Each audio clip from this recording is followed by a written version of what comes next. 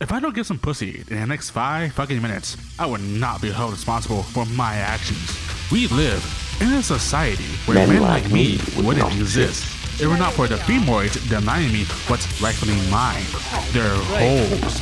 The stations of the world would rather get their vaginas stretched out by their Chad Thundercocks are denying me my birthright to get my dick wet. If this were the good old times, the medieval era, by the time I am 2 years of age, my parents would have already arranged a marriage for me with their pure Aryan beauty, who's chaste and be burned at the stake for even looking at another man.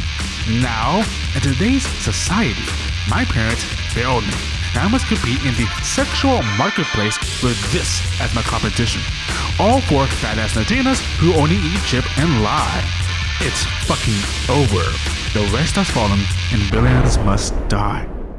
Hello and welcome. My name is WebDiver, and I've been reading a lot about incels. Incels, involuntary celibates, incels, people who want to have sex but have been unsuccessful in finding a mating partner. Professionally bitchless skill issue. There's a bit of a negative connotation with the word, but hunt down incels with dogs for good reason, which we will cover now. Straight out the gate, no lube, raw. Here's my opinion on incels, the black-pilled kind anyway. They seem kind of dumb. I don't know. They remind me of when I got into stock trading and Robinhood, and I lost like $3,000. I would wake up and do a shit ton of research, my due diligence, to find out which stocks I should buy and trade. In an ideal world, this research would help me make sound financial decisions. In reality, this research did nothing but gaslighted myself that investing in anything other than the S&P 500 was a good idea. 7%. That's the number to beat. But no matter how hard I try, it all turns to red line go down because it's all priced in. Faulty logic and a serious bad financial decisions, and there went my son's college fund. Out the window. But at least I can post my lost porn to r/Wall Street Bets. Similarly, gang stalking the chuds on /poll and on incel forums reveals that these motherfuckers are doing the same kind of gaslighting on themselves and each other. They spend most of their time researching, as in hate watching and discussing the problem with society on image boards, the problem changing with each user's politics. The general white supremacists believe the problem is normie whiteys who lack pattern recognition. The neo-Nazis believe the problem is, of course, the Jews. And I'm sure if they're watching this, they're thinking to themselves, this blue guy is either a Jew or a gory Jew shill. Which, fair play. You got me. There are, of course, incels like that one meme. Who we hear is a white supremacist. Who we hear is actually white. Stop watching the video, Rajesh, and get back to studying. You need to stand out or you want that job at Tim Hortons. These people seem to be the most cucked incels. Internalizing white supremacist ideology as a brown guy is gotta be the biggest cope there is. There are the general non-racists who will write paragraphs-long explanations for their celibacy with multiple scientific citations on how women have an almost supernatural ability to detect a man's sperm count through genes and scrot. Male spotted, less than 200 million sperm per milliliter, disregarding beta. They're fucking crazy and spend most of the time driving themselves and anyone else who will listen to them even crazier, until one day they'll shoot up a school to start the gamer revolution. Gamers rise up. And all of them hate women for being judgmental bitches who won't fuck them. Women need to go back to the fucking kitchen. That's what fascism boils down to. That is, of course, only the incels who frequent social media and forums with a strong dedication to freedom of speech, gathering in places where they vote for and cope for that have been banned from every other place for hate speech and inciting violence. I don't think banning these people from expressing their ideas is a good idea, however. Rather, it seems being pushed to the fringes of society only lets them fester their ideas, creating 1,000 pages long echo chambers which paint the inside of their minds red with resentment and envy. The end result is that one day they'll let that red out, either by rope maxing with a 12-gauge shotgun or trying to start a fable revolution.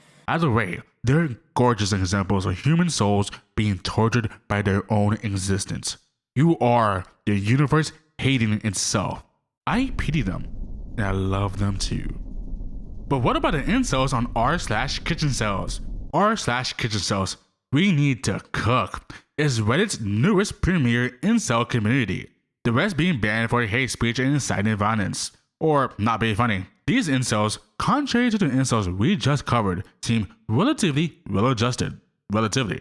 A lot of them still the virgin stereotype of never had sex with a girl, never kissed a girl, and never dated a girl. But instead of internalizing their romantic and sexual failures as a sign of a B-mode conspiracy to kill all incels, they seem to understand their failures as, well, life will sometimes fuck you like that.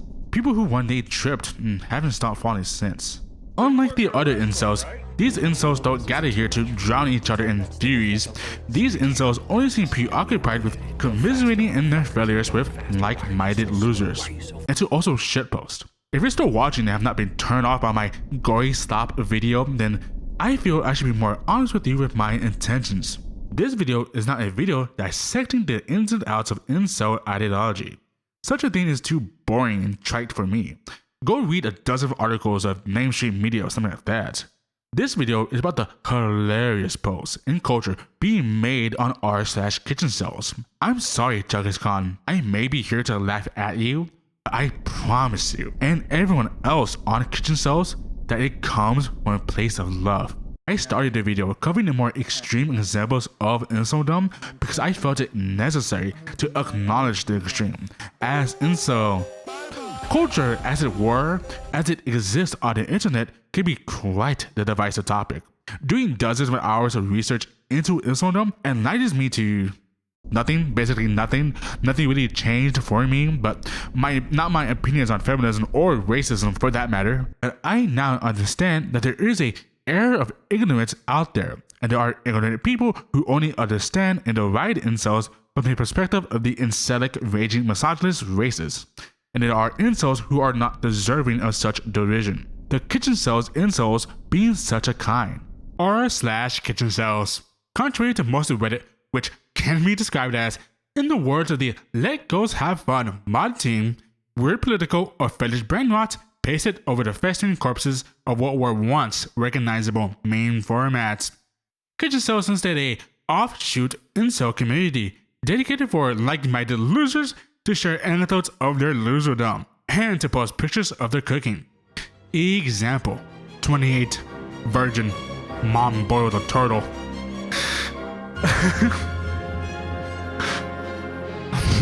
And of course, the shitpost. Oh, hell no, man. What the? You would think a concept like this would get tiring pretty fast. Like in real life, engaging in a conversation where one person is constantly trauma dumping you can be quite tiring. But I think the non-serious nature of the subreddit, it is, at the end of the day, shitposting subreddit, creates a less depressing space than you expect. And the posts themselves, they're just gold, and so varied too. They bounce from creepy to cringy to hilarious. The anecdotes and the pictures of food create a sort of juxtaposition. Like you started a conversation with someone, oh, what are you eating? And then they tell you about that one time. When I was younger, I would stole a girl's notebook out of her backpack, jerked off to her handwriting, nutted on the page, ripped it out, and snuck the notebook back in her bag the next day. Pimento cheese and hot sauce on toast with a side of spaghetti. And you're just left there, concussed with that new information to process, going, who the fuck starts a conversation like that? This brand of humor, whatever it is, stays surprisingly fresh, so long as the incel writing them is able to engage in a level or kind of patheticness hitherto unseen to surprise you with. And the community itself, ooh, do they have the exaggerated swagger of a fat, ugly, autistic black teenager chud, without being black or a teenager. Most of the 20 to 40-year-olds with varying degrees of financial stability and ability to talk to women. But fuck, can they get the whole squad laughing? Jam alert! The comments are, more often than not, equal parts witty, desperate, and relatable. I mean, you're on the Kitchencels subreddit. Are you really afraid of being judged by these people? Most likely not. So why not be yourself? make funny comments, and be pathetic and enjoy the camaraderie, huh? What's the matter? Afraid I make some friends? I think I do like the gatekeeping the community engages in against fake souls, though. Kiss? This is a true sale neighborhood. Fake sales move on. There's always something ironic about being picky when you're a beggar, but ultimately I agree with my incel brethren that if you had sex or at least currently dating someone, this place ain't for you. It's in the name. Kitchencel, kitchen incel, involuntary celibate. Get the fuck out of here. Depression Mills is down the hall to the left. I want to hear the suffering of a woman who fucks food for a living, not about how much it hurts to get dumped. It's okay to be a fake cell, sure, but these are two different kinds of content that have a meaningful enough distinction to be forcefully segregated from each other. When I come to r/Kitchencels, I expect to see the least of humanity and be impressed that there are people who can survive down here. After spending months on this subreddit, I often wonder, with how many years I've been alive and all the things I've seen, you would think, surely, I know the depths of depravity. I mean, web diver, right? I must have seen a lot of the true, honest human condition. But buddy, you're mistaken. It goes deep. Deeper than you can ever possibly imagine. I dove into those depths.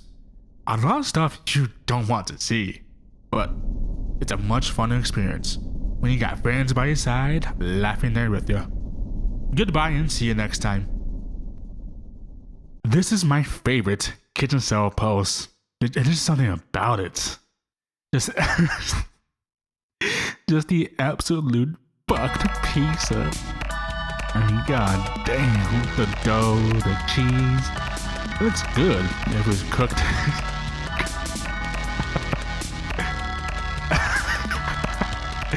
You can just imagine the disappointment on this man's face when he just opened the oven door and bam, right there. Just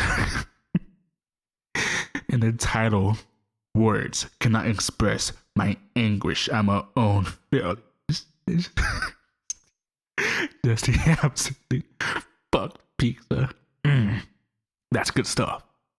This is a post by The Bean Slop.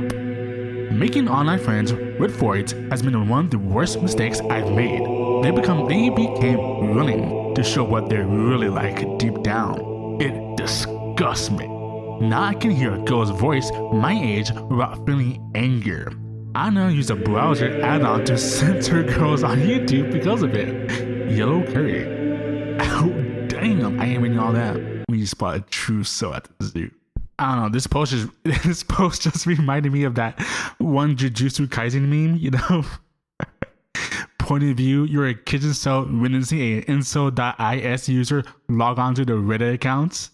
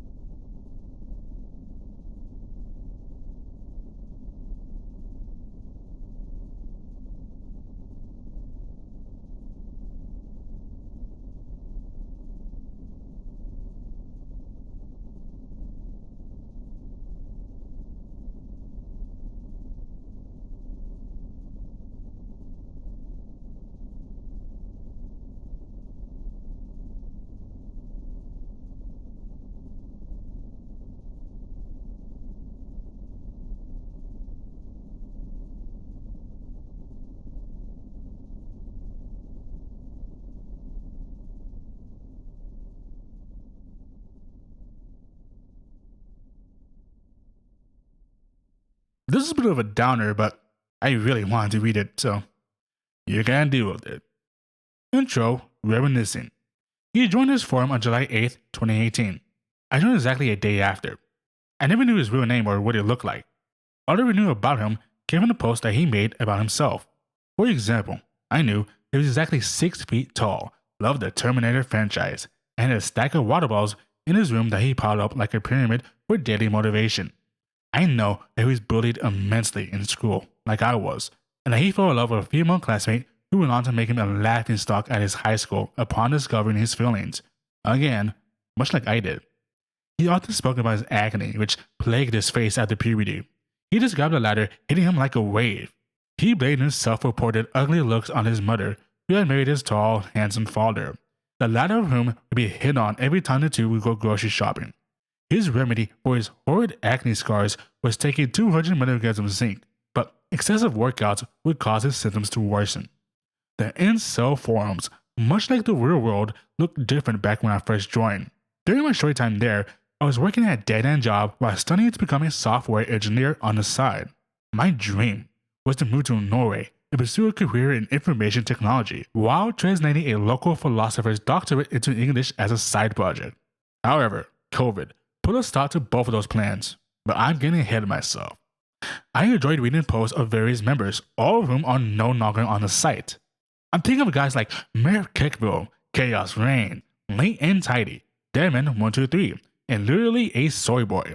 I loved talking to Cold Pillow, who gave me a meal and workout plan which I held onto for years after, but had to abandon as I developed new dietary allergens, such as IBS. I still think about all of them, and I hope that they're all doing well. Still, in retrospect, I think it was obvious that my days on this forum were numbered. Not because I feared being banned for my opinions, which was extremely common back then. I was never banned overall though, but because I simply didn't fit into the culture and general vibe on this site. I had been consuming YouTube videos from the MGTOW community for up to 2 years before I found this place, courtesy of the What Attracts Women series by Face and LMS. Just looking at some of my old comments, it's obvious that their way of thinking had heavily influenced my own. I'm almost embarrassed at some of the attitudes that I held back then. Despite being the very embodiment of the MGTOW stereotype evoked by their naysayers, I was indeed a virgin living with my family, pretending to go my own way in life despite having never turned my own key. It was the relatability of the incel black pill content I later found. It was still called red pill on YouTube in those days that led me here. It was here that I first met him. Chapter 1, Mickey. I was expecting scientific discussions about looks and human mate selection, but instead I found, well, exactly what we all see here.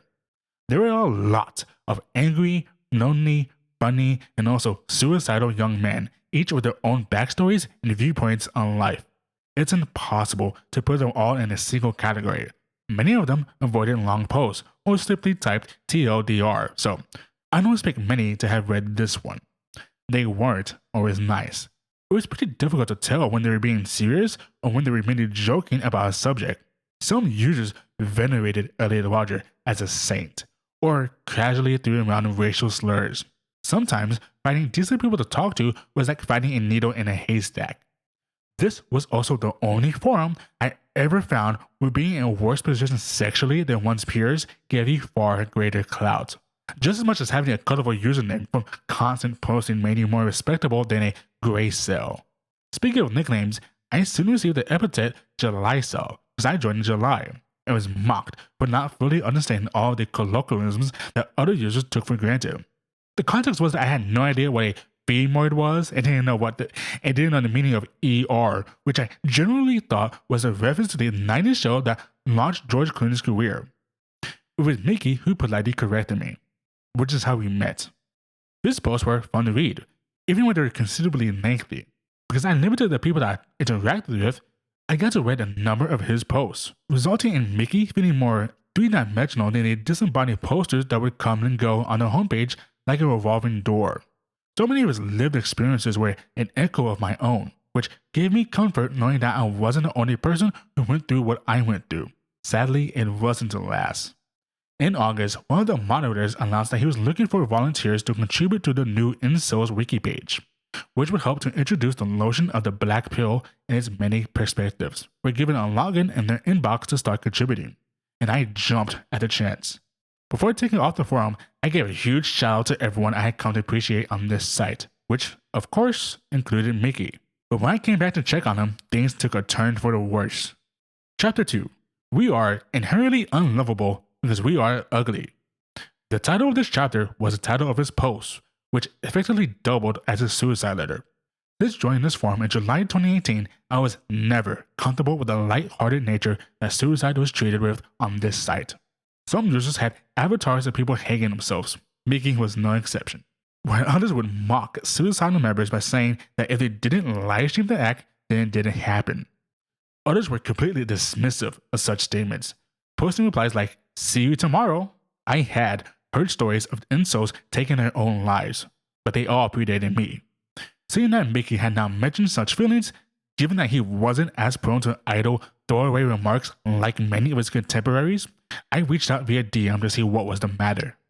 To make a long story, or conversation to be exact, short, my overexposure to MGTOW content went into overdrive, showing just how out of touch and callous I had become.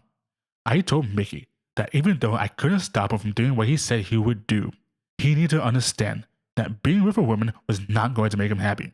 I ended by saying I would always think about how he was doing, but that was after I had given him this backhanded, not so subtle man-up speech that was so ubiquitous in the manosphere.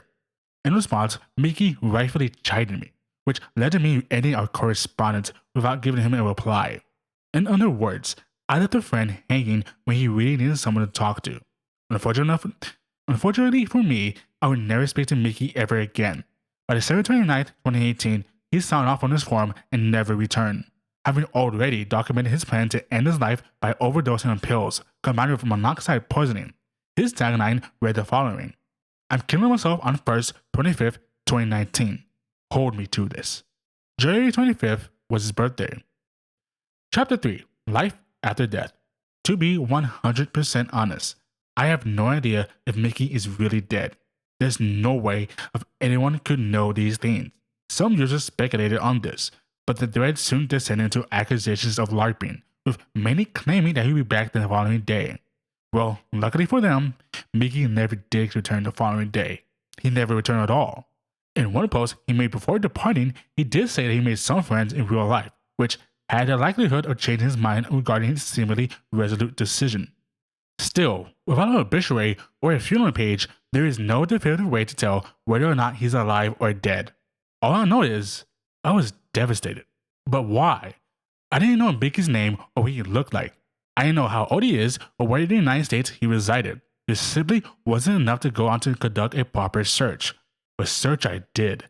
For 3 long years, I looked for proof that Mickey was still alive. I used every research method, even accessing public databases and feudal registries for anyone with the birthday of January 25th to try to find proof that Mickey was alive.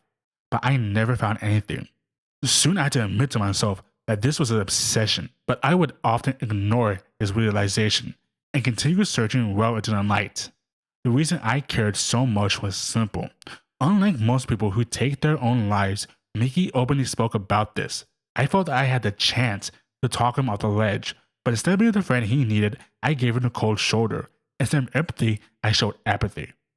By day, I had fallen into a deep depression, something my colleagues at work soon took notice of. If you ever saw the Keanu Reeves film Permanent Record, then you probably have an idea what this felt like. Eventually, I told a colleague that life is meaningless, which concerned her greatly, and that's when I told her about Mickey.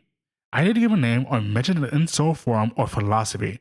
I simply said that my friend in the States had taken his own life. However, this colleague was just as unfeeling as I had been when I spoke to Mickey in our private conversation, telling me to effectively work harder in life to get ahead and stop expecting life to be easy. With that, she avoided talking to me for an entire year, but made sure to tell everyone at work behind my back that I was threatening to harm myself, including HR, who thankfully never confronted me.